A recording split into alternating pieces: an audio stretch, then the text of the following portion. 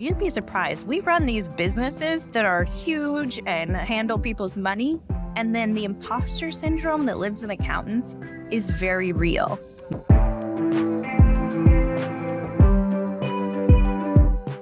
You're listening to the Marketing for Accounting Firms podcast. Each episode, we have conversations with firm owners and marketing experts about how to attract your ideal clients, foster trust, and build a marketing engine that works for an accounting firm. I'm your host, Matt Banker. I'm the founder of Benchmark Growth Marketing. You can find more episodes and subscribe to our newsletter at marketingforaccountingfirms.com. Now, here's the show.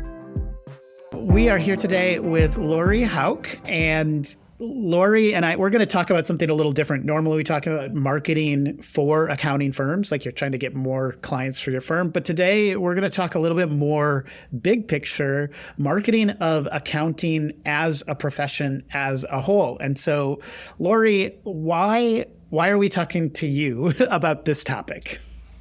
So we're talking about this topic, and why we should listen to me about it is I am doing research through Pepperdine University to write an entire research paper on how the profession of accounting is portrayed in the media and how the negative portrayal has actually impacted the pipeline and how we get new accountants, and also how we're portrayed to clients and potential clients in the world. So your theory it's not just the 150-hour rule that's killing the pipeline, that there's actually a deeper, almost branding issue with accounting as a profession. Absolutely. My hope is that I have a great impact on rebranding accounting through different media portrayal, really. Yeah, I think it's super fascinating. I know from my work mostly with accounting firm owners, hiring is a big challenge right now. It's pretty well established that there is a pipeline problem as a whole for accountants in the accounting space. Anything from tax professionals, CPAs, like across the board, it's a challenge. And the best firms, they're competing for a limited pool of talent. And upstream from that, though, is that there's just not that many young people who are going into accounting as a profession. Can you just unpack for us a little bit from your perspective and in your research, where's the root of this? Where does this come from? I guess the assumption is that accountants aren't portrayed very well in media, but what's the history of this? So the history is deep. We can go to comic books all the way back to 1938. Okay. There's actually a write-up on comic books from 1938 to 2018, and the portrayal of accountants in a non-hero sense. Like, we cannot be the hero or even the anti-hero because we can't leave our desks. We're bean counters that are micromanaged. So all we can possibly do is be a supporting character to the main hero. So that's a long-term study. But also in media, if you can think about all of the professions you've seen portrayed as cool, and that's actually a term, the cool factor, is you're not going to see accounting. If you think back to this is my favorite example, the movie Hitch and Albert Brenneman. He is one of the two main characters, essentially. And Will Smith's character, Hitch, is trying his best to make him cool so he can get a girlfriend. And he's portrayed as spilling stuff on himself, bumbling, doing the dance. I like to do it for, presentations, which is like, Will Smith's like, don't ever do that again. Like, do not behave like this in public.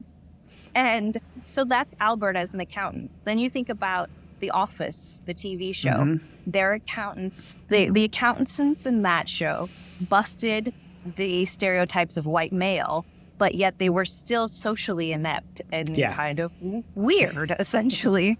A popular one people want to be excited about is Ben Wyatt from Parks and Rec, but he also had that, like, little bit of socially ineptness to him. And so we, through history, have been portrayed as either just a secondary character that can't possibly carry, an interesting storyline, and that we're very much micromanaged bean counters who can't leave their desk to go network or have fun or do anything exciting. And so that's become what the portrayal of the profession is. Yeah, I come out of the marketing space, and I would say, I think that marketers tend to be thought probably as cool, right? Like creative folks, artists in a lot of cases. But I've found myself in the accounting space and with a lot of accountants at conferences and things like that. And one of the things that was really surprising to me was, and this is my own bias showing through here, but my expectation was, boring math people go to accounting conferences.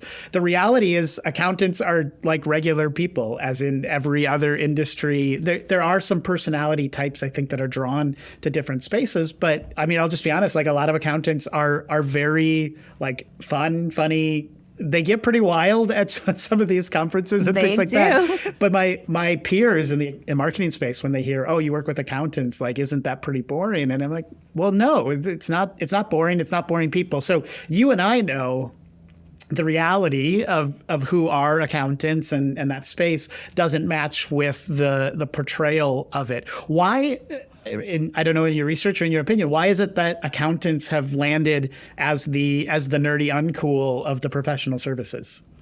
So there is, to your point, there are personality types that are attracted to specific things. There's a study out of Portugal of the public's opinion of what personality traits an accountant has. And most people don't necessarily find those as bad things. The portrayal was through the Big Five model of personality tests. So you can all run out and after you listen to this and do the Big Five personality test. But conscientiousness was a top one. Not introverted, but not necessarily extroverted. They're kind of somewhere in the middle. But they're just very somewhat risk averse, which you kind of want your accountant to be.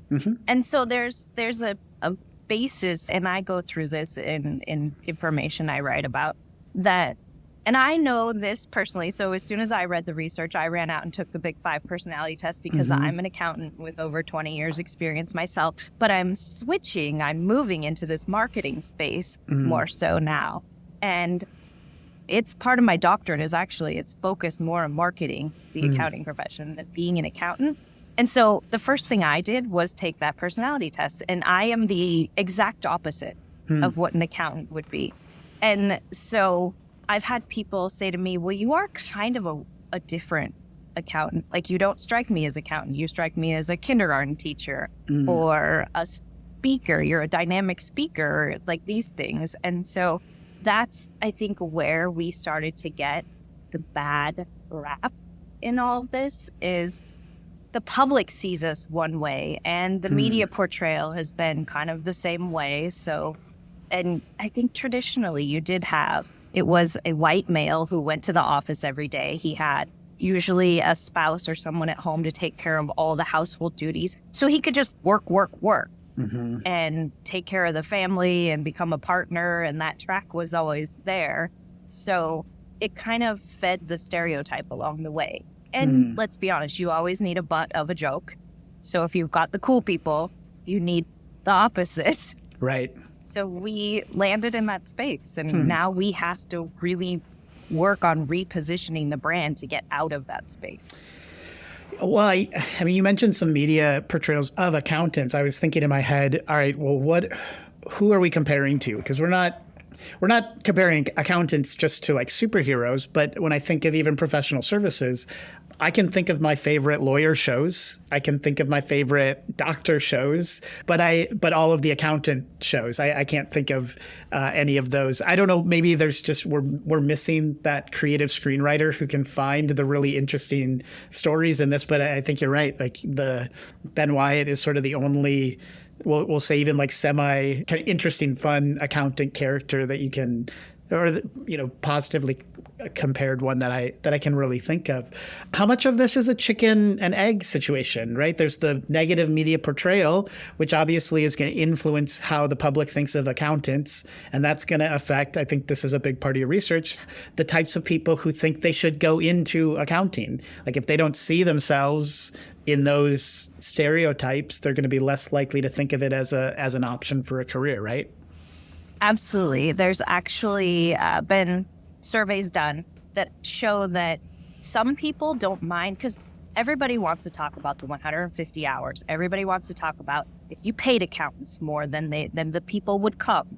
It's not true entirely. There have been surveys done that show that people were okay with the salary, fine with it, accepted it. And then they said, but I don't want to be an accountant because I have heard and been told and seen that it's boring. Let's face it, marketing is expensive. It's either going to cost you time or money or both. And a lot of firms want to do a lot of their marketing in-house, which makes complete sense. The problem is they don't always know what they're doing, and depending on who's in charge of it, they may not actually even understand that much about accounting. That's why we started a marketing mastermind for whoever wears the marketing hat at an accounting firm.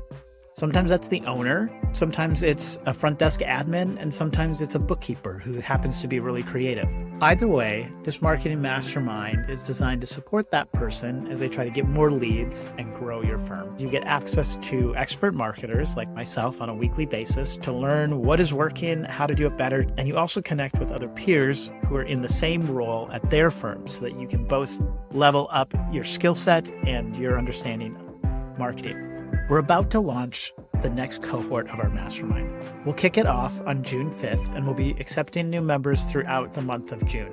After that, we're going to cut it off at least until the fall so that there can be some cohesion amongst the people who are a part of the mastermind. To learn more and apply to be a part of the mastermind, go to our website, marketingforaccountingfirms.com/mastermind. You'll find all the details, and there's also a link there where you can schedule a call with me so that we can talk about whether or not the mastermind is a good fit for you and your firm. There's actually U.S. Bureau of Labor Statistics, the top 20 jobs to grow in the next 10 years. There are jobs on there with similar education requirements, such as an occupational therapist and software engineering, that don't pay any greater than accounting, but they're set to grow. Why? I don't know anything bad about occupational therapists. I've never seen one in the media, so why would I not want to be an occupational therapist? Meanwhile, I've seen accountants in the media. There's actually a Netflix show that was based on a book, and it only lasted one season, but it's called Partner Track, to your point about attorneys. So it's a show about lawyers, and they get to about episode 6 or so, and they introduce the tax attorneys. And I say it with that voice because these people are like, they're like the nerdiest people you could have possibly found. Meanwhile, if you actually take that book or show, Partner Track, and watch it from the standpoint of, I've worked in a top 25 firm. I don't even care, Big Four or top 25. They all operate generally the same in my experience. And everything I know about them. And I've worked in them. I've worked in 2 of them. So I have experiences. But that Partner Track show, you could replace those attorneys for accountants and essentially make the show out of accountants, because it's the same, like Big Law and Big Four kind of have the same path of, you do the grunt work, you run around and work endless hours to eventually hopefully make the Partner Track. And that's what the show is about. So I find it interesting that it can parallel, and my hope is to possibly do exactly what you're saying. Maybe a TV show someday about that makes accountants look like the hero, like if you watch Suits. So there is a bunch of, I hate to be talky, but it's kind of the point of this. There is a bunch of research that shows LA Law, after that debuted in 1986, the run on law school applications was ridiculous. They had something like 6,000 applications for like 300 spots in law schools in LA. And LA has a lot of universities and law schools. And so that showed a positive impact. Suits showed a positive impact, especially with Meghan Markle being on the show.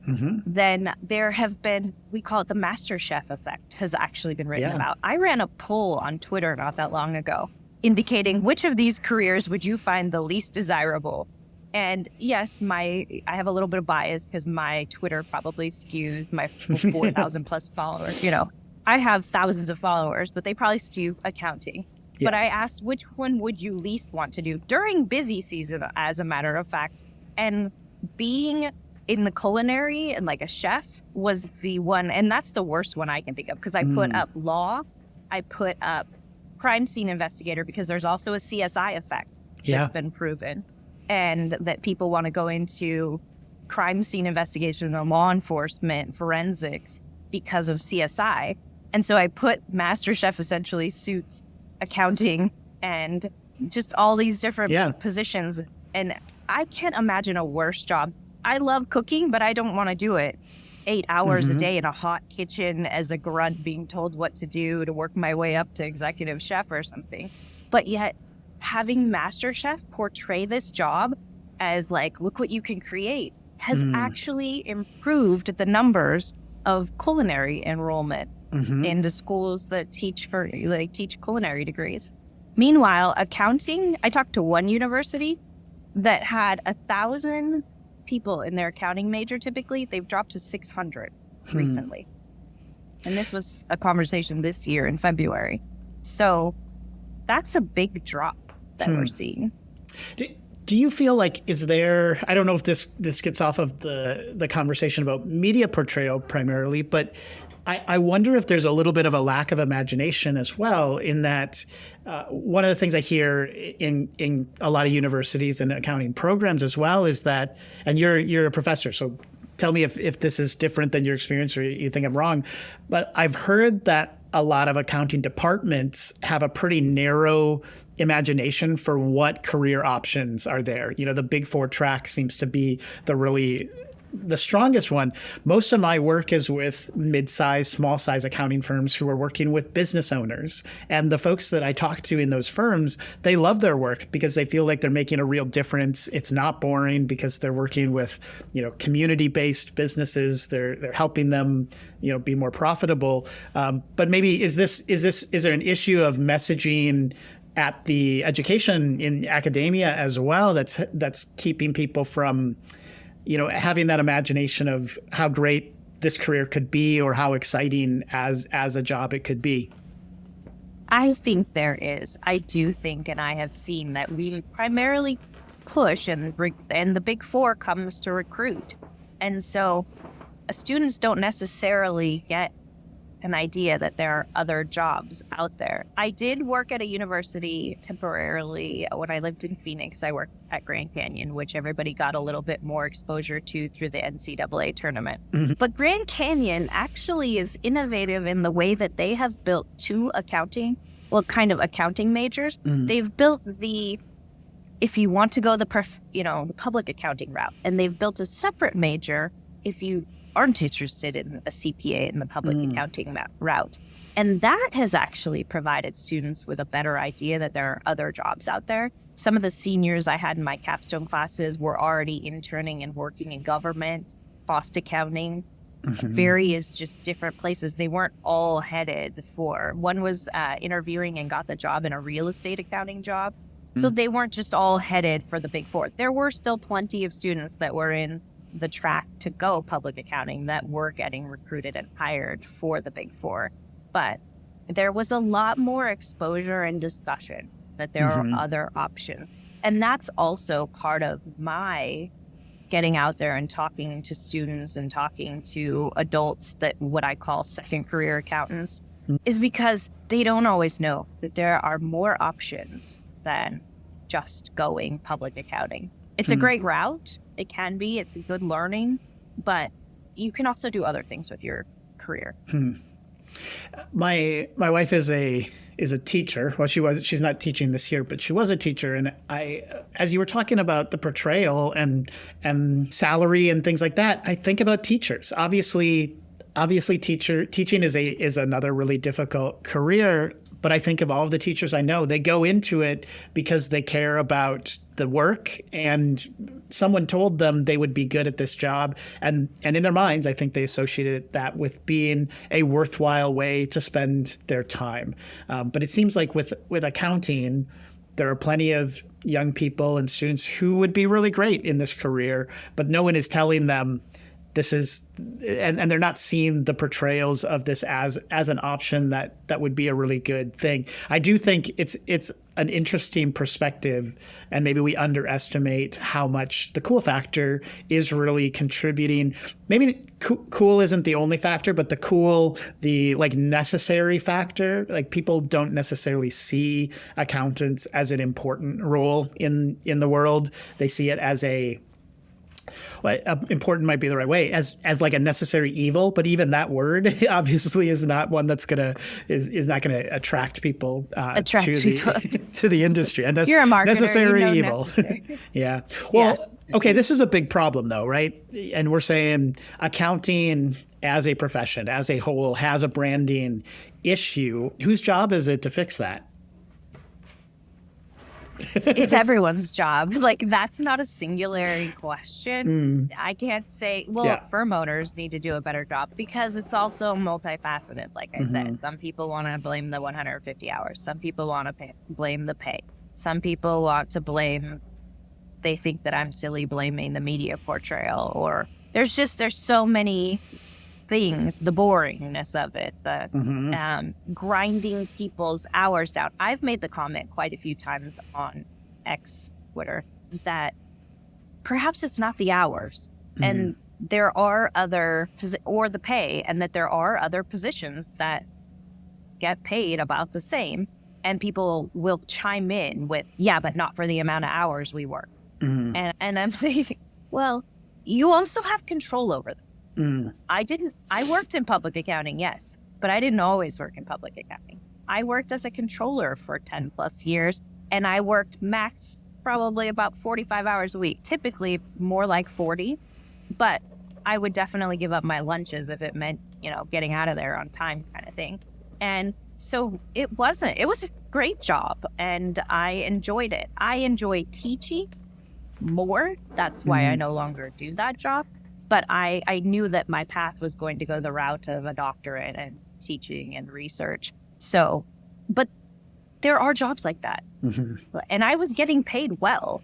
It's not like I, got paid half as much as someone working more hours than me. I was getting paid well. As a matter of fact, I saw, this is still making me laugh a little. There was a job post, because I keep up on them for my students kind of thing. I just I let the recruiter emails roll in and stuff, because I keep up on the industry that way too.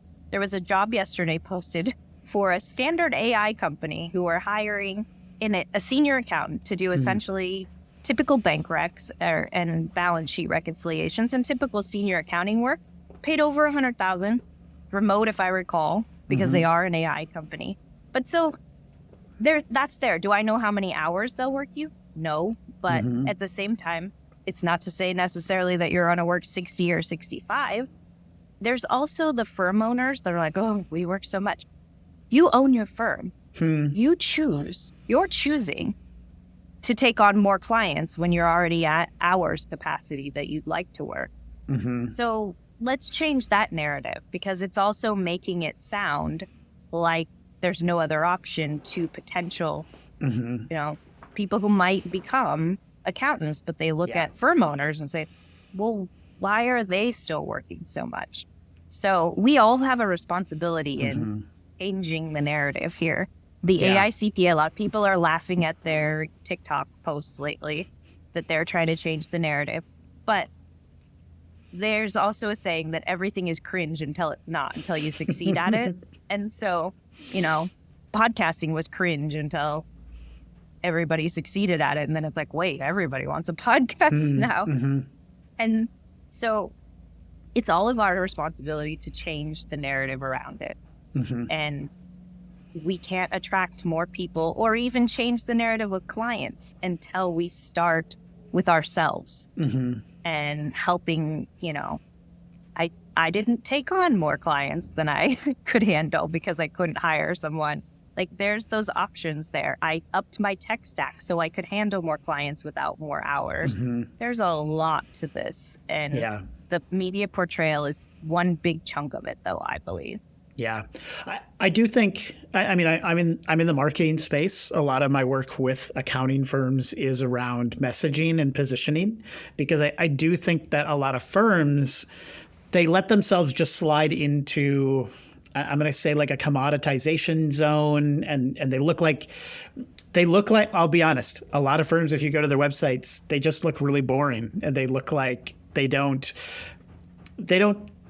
haven't elevated their own perception through their branding in a way that I think does impact some of how people perceive them as professionals. You've all seen I think of real estate agents and lawyers, they're on billboards and all over town. A lot of that like personal branding, I think, affects the perception that people then have of the industry.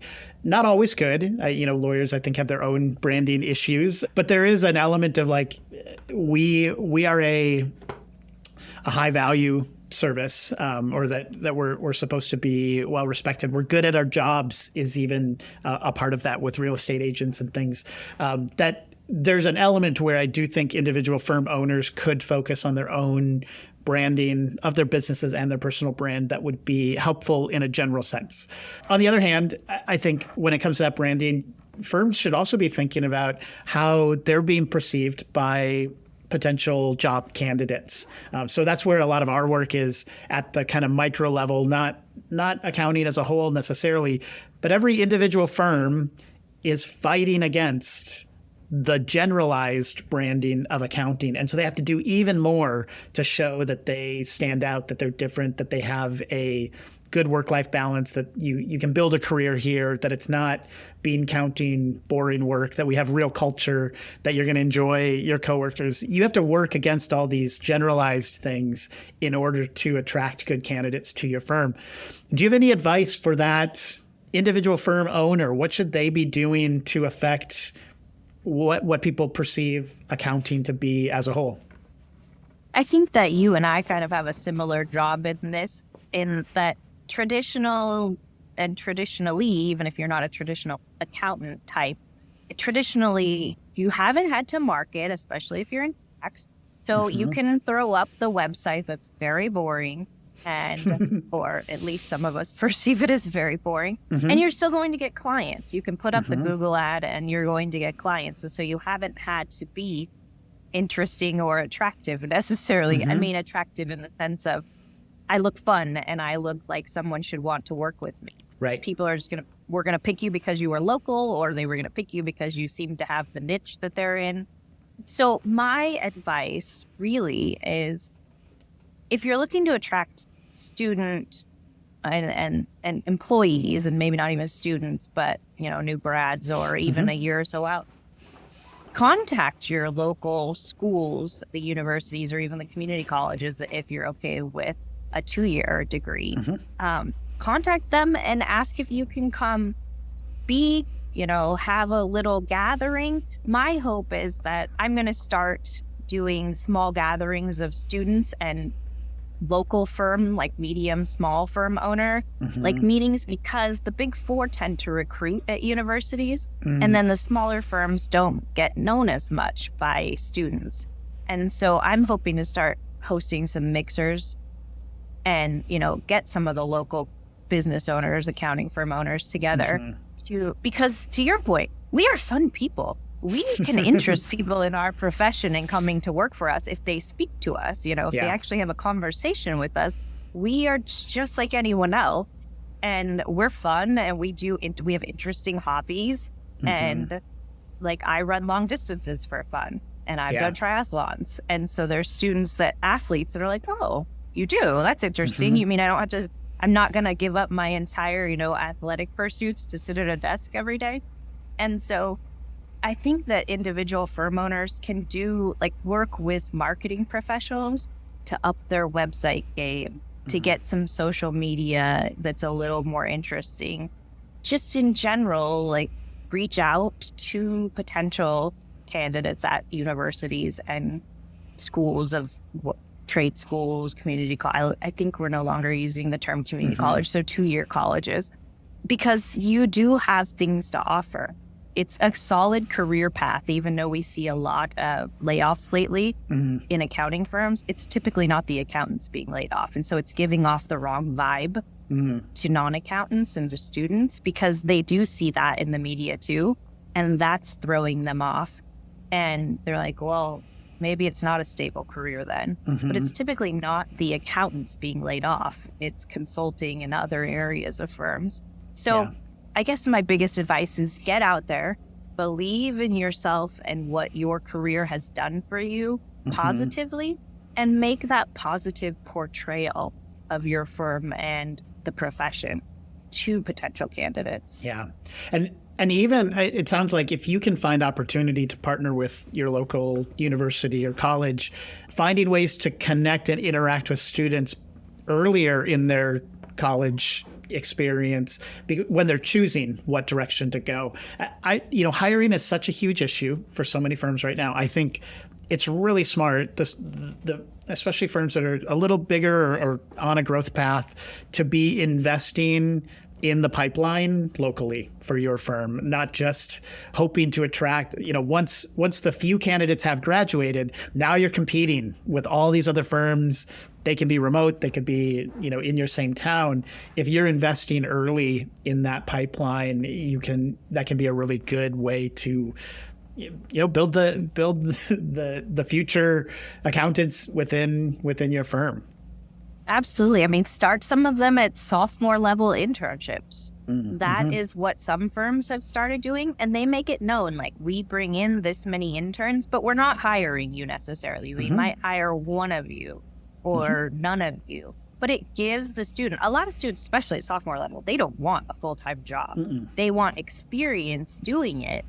And so you can give them that. They can then get interested, and they know about your firm then. So when they're ready to graduate, or even in the interim, you keep them and bring them on as your junior year intern and their senior year. They keep coming back. So to your point, you've invested in the pipeline in your local community all along the way to build this connection.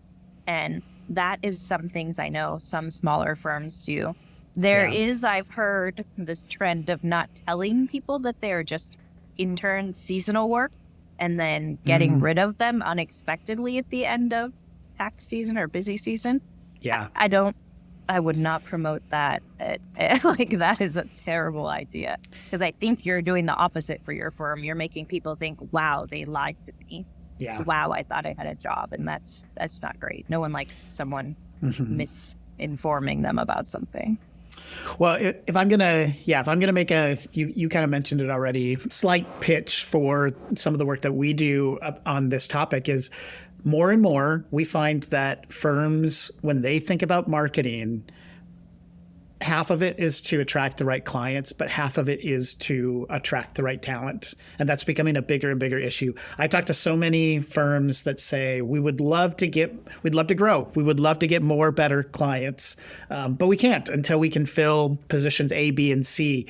And so what I would say, though, is perception is reality to the candidates that are seeing you. And so if your website and your social media and your brand look stale, old, boring, and kind of play into those stereotypes, you might not be having any trouble getting clients because you're kind of the only option.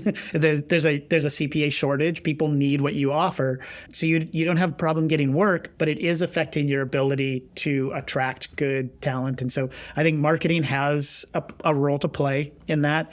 And like you said, I think that networking and investment in your local pipeline really has a big part to play in that as well.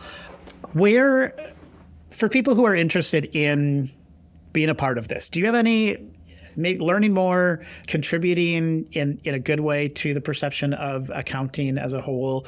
Are there resources or places that you're going to point people to? So my LinkedIn, I post some about it. I need to do more. I take on private clients who want to learn more about, how can I do this? I'm not a marketing firm like you. I'm not going to work on their website.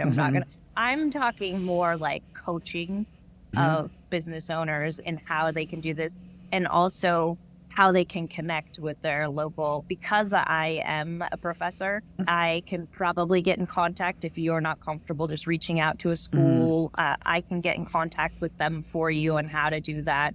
I can give you ideas on things. That's kind of like how to believe in yourself. You'd be surprised. We run these businesses that are huge and handle people's money, and then the imposter syndrome that lives in accountants is very real.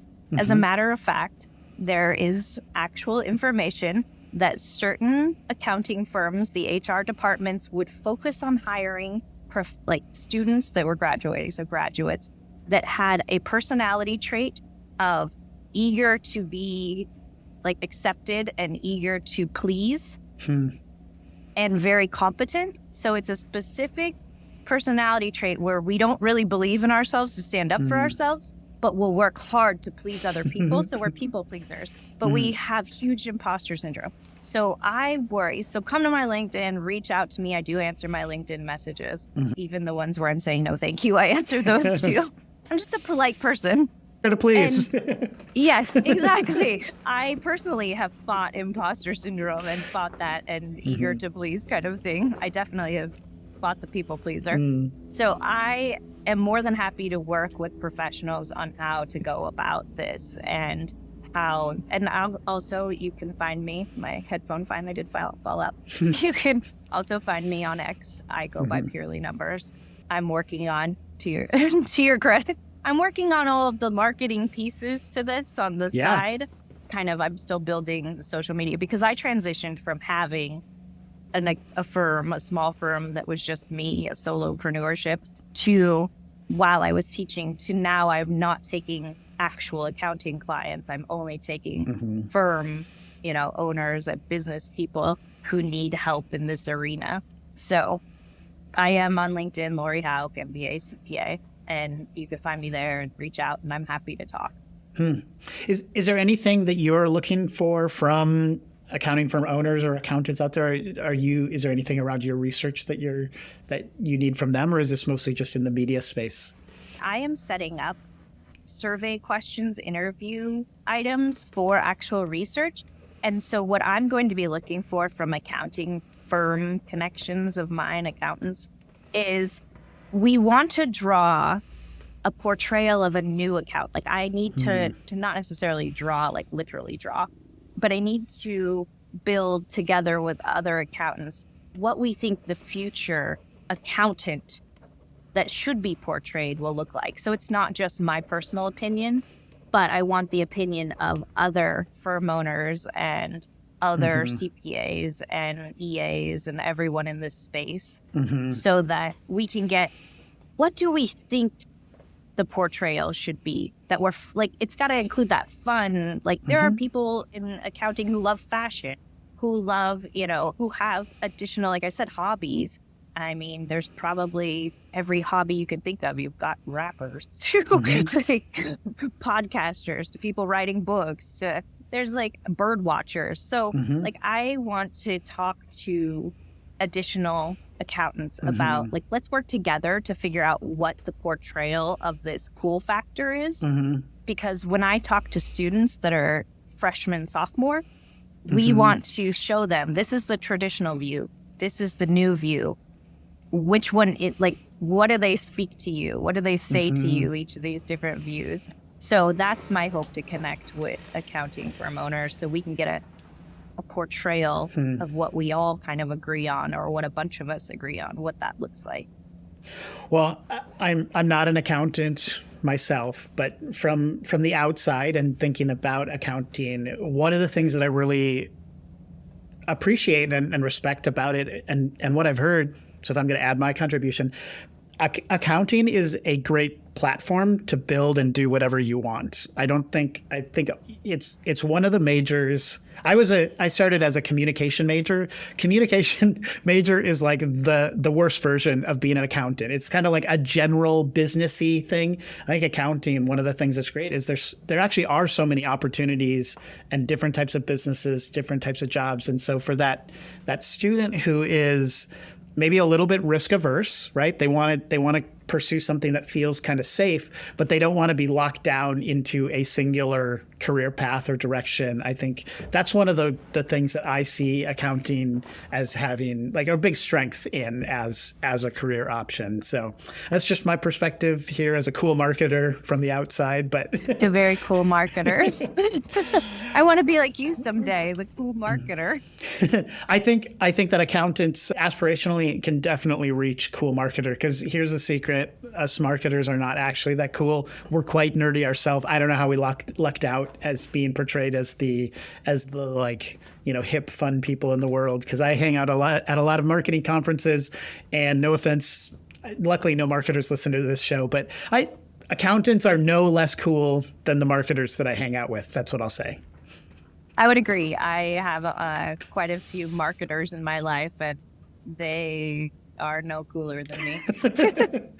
They're probably like one of them does math in his head like Rain Man, and like that's just an example. No offense to the portrayal of Rain Man. The new tagline for accounting profession is accounting just as cool as marketers. Okay, yes. I don't think that's really going to sell it completely, but hey, it's someplace. Maybe to start. Not. There's no TV shows about cool marketers either. If you think about it, I can't name any anyway. I don't. There's no cool. I think there's a few TV shows about, I would say, like pretty sleazy. Well, Mad Men is probably the closest. That's probably the closest to a cool marketer. But they're not always portrayed as. There's a little bit of anti-hero in there for sure. Yeah, Breaking Bad had a bookkeeper. And I'm like, do we really want to go with that as the portrait? Yeah, but Breaking Bad was. There's an element too. I'm not an expert on media theory, but you go through phases where a type of character is like seen as the villain first, and I think maybe that's where accounting has been. Then they can move into being the hero, but you really have arrived when the accountant can be the anti-hero as well. It doesn't just have to be the like aspirational perfect character, but we got to go through those stages. And I think if you look at social media, you'll find that we can be both the hero and anti-hero. Yeah, a little bit. We didn't even get into the social media, I'm an accountant meme and all of that, but I think we'll leave that maybe for another time. Yeah, absolutely. We can definitely have a chat about the social media portrayal in a whole other conversation. Yeah, that's the Marketing for Accounting Firms After Dark episode, I think. So absolutely.